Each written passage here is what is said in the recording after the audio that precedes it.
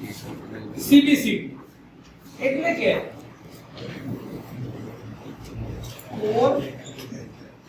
Balance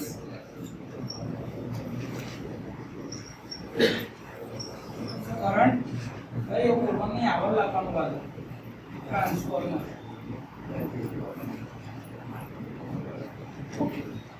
sir પહેલા તો એ કહો કે આ કોર બેલેન્સ કરંટ ટ્રાન્સફોર્મર ની જરૂરિયાત શું છે તો આપણે અત્યાર લગીને જેટલું બી જોયું એ બધામાં આપણે ફેઝ ફોલ્ટ માટેના પ્રોટેક્શન ને ડિફરન્શિયલ પ્રોટેક્શન જ જોયા છે પણ એવું કોણે કીધું કે ભાઈ ગ્રાઉન્ડ ફોલ્ટ નહીં થઈ શકે કેમ એવું ના બની શકે કંડક્ટર જે તમારો જે છે એ કોરને અડકી જાય કાં તો કોઈ માઉન્ટિંગ ને અડકી ગયો એટલે કે ટેન્ક ને અડકી જતો એટલે કોઈ બી જગ્યાએથી L to G ફોલ્ટ થતો હોય એક જ અર્થ ફોલ્ટ માટેના પ્રોટેક્શનની વ્યવસ્થા શું કરીશું અર્થ ફોલ્ટ માટે ક્યાંક તો વ્યવસ્થા આપવી પડશે ને નહીં તો સ્ટાર પોઈન્ટ હશે એના ન્યુટ્રલ માંથી બી કરંટ જતો થઈ જશે ઓકે સર આ તમને આઈડિયા મસ્ત આપ્યો કે સ્ટાર પોઈન્ટ જે ન્યુટ્રલ નો હોય એમાંથી કરંટ જતો થઈ જશે મતલબ સર એક કામ કરીએ આપણે કરંટ ટ્રાન્સફોર્મર ત્યાં જ મૂકી દઈએ તો અગર નોર્મલ કન્ડિશન હશે ત્રણે ત્રણ ફેઝ બેલેન્સ હશે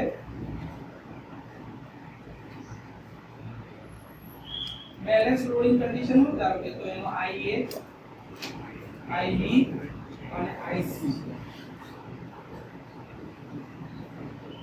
બધું 120 ડિગ્રી પર અને મેગ્નીટ્યુડ બી સરખું ધારો કે મેગ્નીટ્યુડ લઈ રાખું છું બધાનું 1000 amperes on primary 1000 amperes on primary અને CT રેશિયો જે છે એ મારો CT જે 1000:1 ની એટલે કે સેકન્ડરી માં કેટલું હશે 1 એમ્પિયર ઓન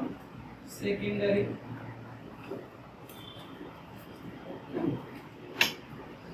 આવું થાય કે નહીં નોર્મલ બેલેન્સ કન્ડિશન હોય તો પેલાનો કરંટ શું થઈ જશે 1 at an angle 0 degree ધારો કે એક ફેઝ હશે તો IA IB હશે તો શું હશે 1 at an angle 120 degrees અને IC હશે 1 at an angle 240 degrees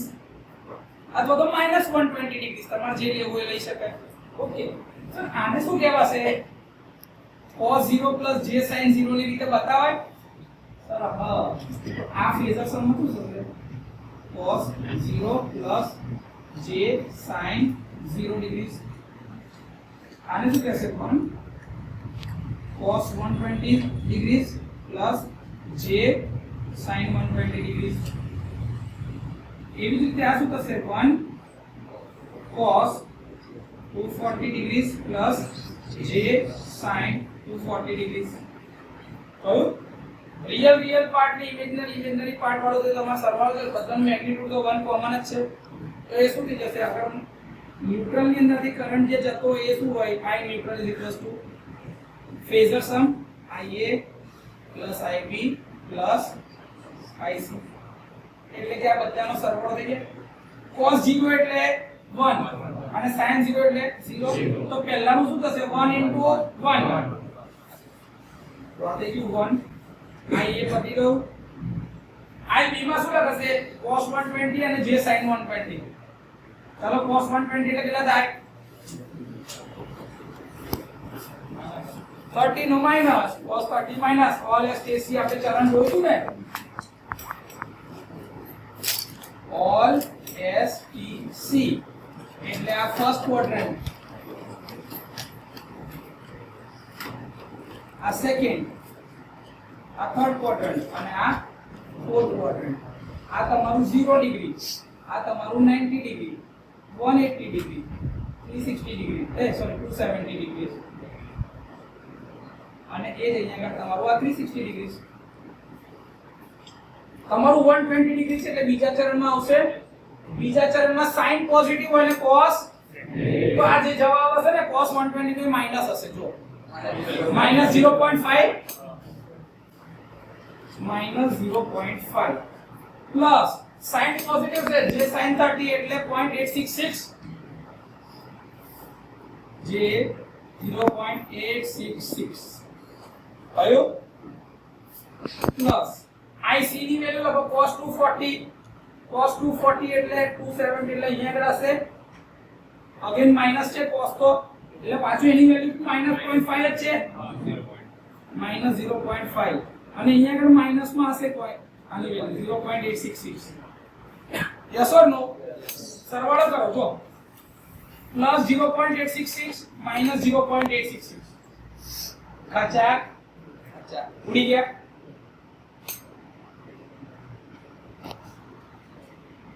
और ये प्लस 0.866 पॉजिटिव वाला था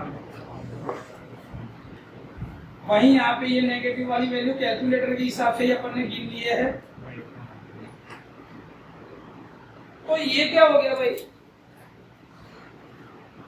plus j.866 minus j common खचाक एक प्लस एक माइनस j इक्वल છે ઉડી ગયા હવે શું રહી ગયું 1 प्लस माइनस 0.5 माइनस 0.5 એટલે શું થઈ ગયું 1 plus of -1 plus into minus એટલે minus 1 minus 0 okay sir at balance condition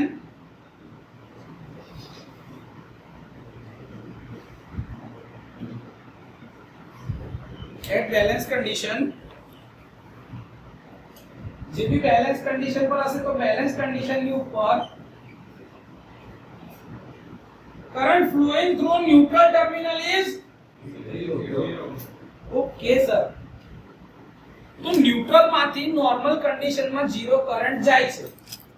પણ એ જગ્યા ઉપર જો ફોલ્ટ થશે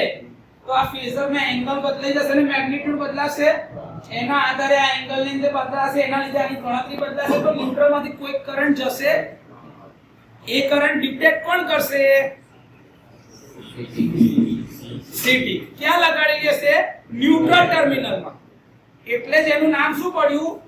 કોર બેલેન્સ કરંટ ટ્રાન્સફોર્મર કે નોર્મલ કન્ડિશન માં કોર બેલેન્સ માં છે ન્યુટ્રલ પોઈન્ટ માં છે તો તમે જો તમારો ડાયાગ્રામ હશે ને જે લાગેલો એમાં જો એક સીટી બતાવી છે એ કઈ બાજુ લગાડેલી છે જેની અંદરથી જો ત્રણ ફેઝ ના વાયર જાય છે R Y અને B તો ટ્રાન્સફોર્મર ના R Y અને B ત્રણ કનેક્શન જાય છે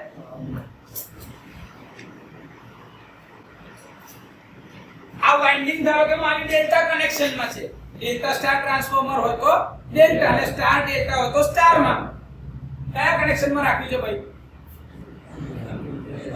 સ્ટાર રાખવી છે તો ભાઈ વાઇન્ડિંગ તમે સ્ટાર માં કહી રહ્યા 2 3 આ તમારો એક છેડો છે જેને મેં અહીંથી સ્ટાર કરી દીધું છે ન્યુટ્રલ માં આ R1 R2 Y1 Y2 B1 જો આ તમારી સીટી આ સોરી વાઇન્ડિંગ જે તમારી પ્રાઇમરી જે છે એ તમારી સ્ટાર માં હોય તો સીટી ડેલ્ટા તો એ તો ટ્રાન્સફોર્મર ની અંદર માં આપણે શીખેલા છે હવે આને શું કરું છું હું કે આજે મારા કનેક્શન જે છે સપ્લાય ના અને અહીંયા આગળ મેં શું મૂકી દીધું સીડીસી શું મૂકી દીધું CDC core balance current transformer જેની અંદરમાં સીટી ની પોલારિટી નું કનેક્શન મારે જાતે કરવાનું છે તો મેં આપણે જે ડિફરન્શિયલ માં જોયું એવું જ છે ડિફરન્શિયલ પ્રોટેક્શન તો આવશે પણ આપણે શું કરવું છે ભાઈ કે નોર્મલ કન્ડિશન માં કોર બેલેન્સ બી હોવો જોઈએ તો અહીંયા આગળ અંદર જો છે જગ્યાએ ફોલ્ટ થાય તો એના લીધે અહીંયા આગળ જે રિલે કે અહીંયાથી બી રિલે ની ટ્રીપ કોઇલ તો જશે ને તમે અહીંયા આગળ એક કોઇલ લગાડી છે રિલે ની ટ્રીપ કોઇલ જે છે ટ્રીપ કોઇલ કોને સિગ્નલ આપશે બ્રેકર ને તો એટલે રિલે ની ટ્રીપ કોઇલ તો હોય કે ના હોય જોઈ લો એ રિલે ની ટ્રીપ કોઇલ છે એ ટ્રીપ કોઇલ એનર્જાઇઝ થાય એટલે સિગ્નલ આપશે ઓક્સિલરી રિલે ને ઓક્સિલરી રિલે સિગ્નલ આપશે સર્કિટ બ્રેકર ની ટ્રીપ કોઇલ એટલે ટ્રીપ કોઇલ શું થશે એનર્જાઇઝ એટલે સર્કિટ બ્રેકર શું થશે ટ્રીપ ઓપન એટલે સર્કિટ છૂટી પડી છે આ સિદ્ધાંત ઉપર આ કામ કરે છે તમારી ચોપડીમાં થિયરી છે પણ મને તમને આગળ બી મેં કીધું હતું કે ભાઈ મારા લેક્ચરમાં તમે કેમ આવશો કેમ કે હું તમને મેથેમેટિકલી વસ્તુ પ્રૂવ કરીને બતાવીશ આ તમારી બેલેન્સ કન્ડિશન છે. હવે ફોલ્ટ થશે તો આટલો જ કરંટ રહેશે, કોઈ બી જગ્યા પર કે બદલાશે? બદલાશે તો કેટલો બદલાશે અને એનો એંગલ કેટલો બદલાશે એના આધારે આનું રિઝલ્ટન્ટ બદલાય. રિઝલ્ટન્ટ બદલાય તો જવાબ બદલાય. તો કોરની અંદરથી કોઈ અલગ કરંટ જશે, એ જશે એટલે આની ટ્રીપ કોઇલ એનર્જાઇઝ થશે. ટ્રીપ કોઇલ એનર્જાઇઝ થશે એટલે શું આપશે? Trip signal. અને બ્રેકર શું થઈ જશે? ઓપન. Fault clear. આમાં એટલું યાદ રાખજો કે આ ઓવરલોડના પ્રોટેક્શન માટે નથી. ઓવરલોડના પ્રોટેક્શન માટે નથી, ખાલી ને ખાલી ઇન્ટરનલ ફોલ્ટ માટે જ ઓપરેટ થાય છે. ફોલ્ટ માટે જ ઓપરેટ થાય છે core balance current transformer. Overload માટે ટ્રીપ થતા જ નથી. આ યાદ રાખજો. કેમ કે ઓવરલોડ માટે તમે ઓલરેડી મૂકેલું છે thermal overload protection. Overload relay અંદર મૂકેલું છે. આ ફક્ત ને ફક્ત કોરની અંદરમાં કોઈ જાતનું અહીંયા આગળ ત્યાં 3 ફેઝ જાય છે, એમાં ઇન્ટરનલ ફોલ્ટ થાય તો એને ડિટેક્ટ કરવા માટે તમે અહીંયા આગળ મૂકેલું છે કોર બેલેન્સ કરંટ ટ્રાન્સફોર્મર. આ ઓવરલોડ માટે વપરાતા નથી. ક્લિયર? ડન?